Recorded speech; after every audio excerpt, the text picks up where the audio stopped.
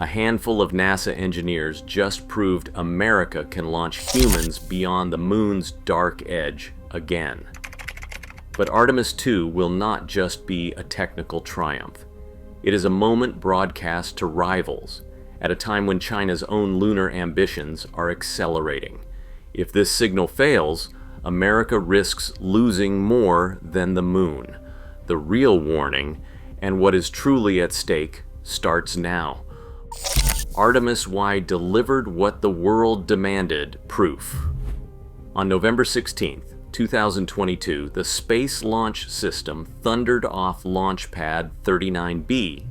Its 4RS-25 engines and twin solid boosters producing 8.8 million pounds of thrust. That was more than any rocket since Saturn V. The uncrewed Orion spacecraft pierced the upper atmosphere, crossing the boundary of low Earth orbit and accelerating toward the moon. Over 25 days, Orion traveled more than 270,000 miles from Earth, navigating a total journey of over 600,000 miles through deep space. Mission control teams monitored every system. Star trackers guided Orion with precision, confirming deep space navigation across vast lunar distances. The European service module supplied power and 240 kilograms of drinking water, maintaining life support conditions even without a crew. Orion's return tested the limits of modern engineering. Re-entering Earth's atmosphere at nearly Mach 30, the capsule's avcoat heat shield faced temperatures higher than molten lava. Telemetry confirmed the shield performed as designed, dissipating energy and protecting the crew compartment. Each milestone, including navigation, life support, and re-entry, was measured, scrutinized, and archived. Engineers resolved minor anomalies, including electrical harness adjustments and heat shield refinements, building confidence for the next step. Artemis Starter's success stands as a technical foundation, establishing that America's hardware is ready for the challenge of sending humans farther from home than ever before. 4 astronauts are preparing for the most ambitious journey of their lives. Commander Reid Wiseman, a seasoned Navy test pilot, will lead the Artemis II crew. Victor Glover, the mission pilot, brings experience from his time aboard the International Space Station, where he demonstrated calm under pressure. Christina Koch, mission specialist, holds the record for the longest single spaceflight by a woman. Her expertise in life support systems is now vital for deep space. Jeremy Hansen, representing the Canadian Space Agency, rounds out the team, symbolizing the international partnerships at the heart of Artemis. Their destination is a free return trajectory around the moon, a 10-day flight that will carry them farther from Earth than any human since Apollo 17. The Orion spacecraft, powered by the European service module, must sustain the crew with 240 kilograms of drinking water, 90 kilograms of oxygen, and 30 kilograms of nitrogen. Every calculation has been checked and rechecked. The launch window opens no earlier than April 2026, with backup opportunities stretching into the spring.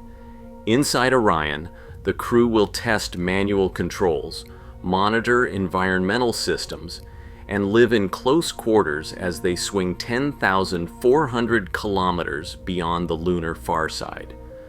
The mission's design prioritizes safety. A free return path means that if anything goes wrong, gravity will guide them home. Each member carries the weight of expectation and the knowledge that their flight is more than a test. It is a statement of intent, a signal that the United States is ready to put humans back into deep space. China's approach to lunar exploration has relied on a series of calculated, robotic missions that steadily expand its reach. In January 2019, the Chang'e 4 lander and rover became the first spacecraft in history to touch down on the far side of the moon, navigating terrain no other nation had explored. Less than 2 years later, Chang'e 5 executed a complex sample return, collecting nearly 2 kilograms of lunar soil and rock and delivering them safely to Earth in December 2020. Each mission demonstrated new capabilities, precision landing, autonomous sample handling, and deep space communications, building a foundation for more ambitious plans. China's National Space Administration now aims to land astronauts on the Moon by 2030. The hardware is under rapid development. The Long March 10 rocket, Mengzhou crew vehicle, and Lanyue lunar lander have completed major ground test and prototype milestones. Meanwhile, China and Russia are co-leading the International Lunar Research Station, ILRS, a long-term project to build a permanent outpost at the lunar South Pole. The ILRS is designed to be open to international partners, with a basic station targeted for 2035 and expansion planned through mid-century. This systematic, state-driven model offers a credible alternative to the US-led Artemis coalition, positioning China as a formidable contender in the emerging lunar competition. At the lunar South Pole, the rules of competition are set by geography. Shackleton Crater and its surrounding permanently shadowed regions contain some of the highest concentrations of water ice found anywhere on the Moon, up to 20 to 30% by volume in certain pockets. These deposits are locked in darkness, preserved at temperatures colder than Pluto's surface. For any nation aiming to sustain a lunar presence, this ice is more than a scientific curiosity. It can be split into hydrogen and oxygen for rocket fuel, or purified for drinking water and breathable air, slashing the need for costly resupply from Earth. Just meters away, the rim of Shackleton rises into near-perpetual sunlight. Peaks in this region receive sunlight for over 80% of the lunar year, offering reliable power for solar arrays and life support systems. That rare overlap, ice in the shadows and sunlight on the ridges, creates a handful of sites where a base could thrive.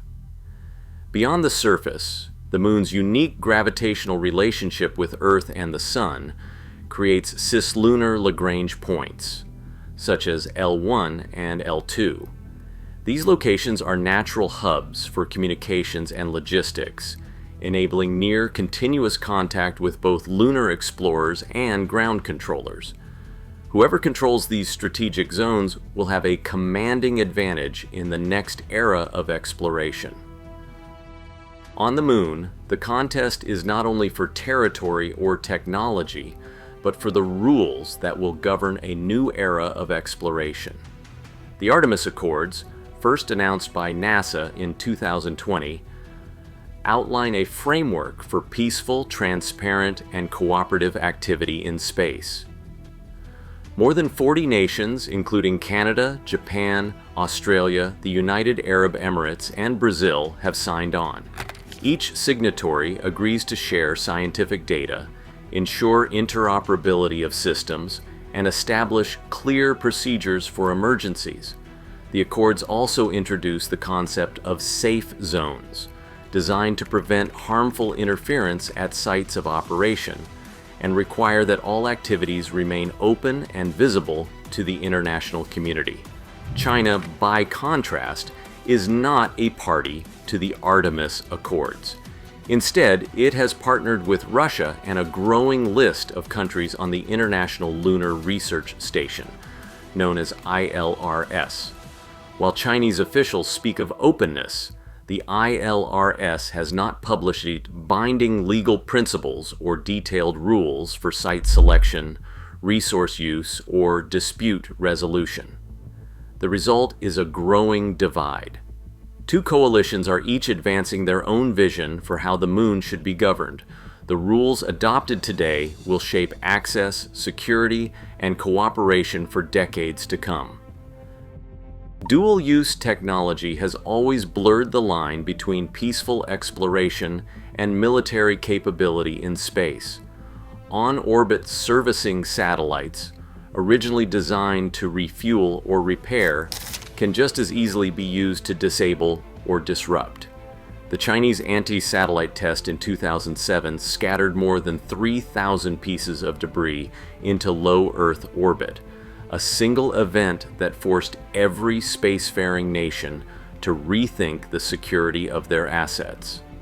Artemis II carries its own vulnerabilities. The Interim Cryogenic Propulsion Stage, ICPS, is responsible for pushing Orion out of Earth orbit and onto a lunar trajectory. A misfire or malfunction here could strand the crew in high orbit, echoing the risks faced during early Apollo tests. The European Service Module, vital for power and life support, depends on complex electrical harnesses and propulsion valves. Any failure could compromise the entire mission. Defense analysts warn that these systems, while engineered for resilience, remain exposed to both environmental hazards and potential interference. Each phase of Artemis II, from ascent through proximity operations, presents a point of fragility. The deterrent effect of a successful mission is only as strong as its weakest link. Policy experts have mapped the future of American lunar strategy onto a scenario board, weighing each step against the realities of global competition. The first axis is funding.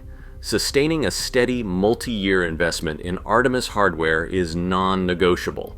That means at least $4 billion annually for human landing system development. Any slip in this cadence risks ceding momentum to China, whose state-backed approach tolerates few delays. The second axis is diplomatic, expanding the Artemis Accords beyond the current 40 signatories.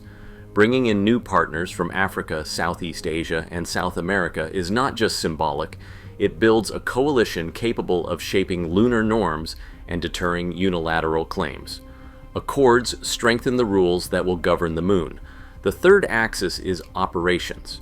Regular multinational exercises in cislunar space, joint tracking, communications, and rescue drills are essential to prove interoperability and readiness.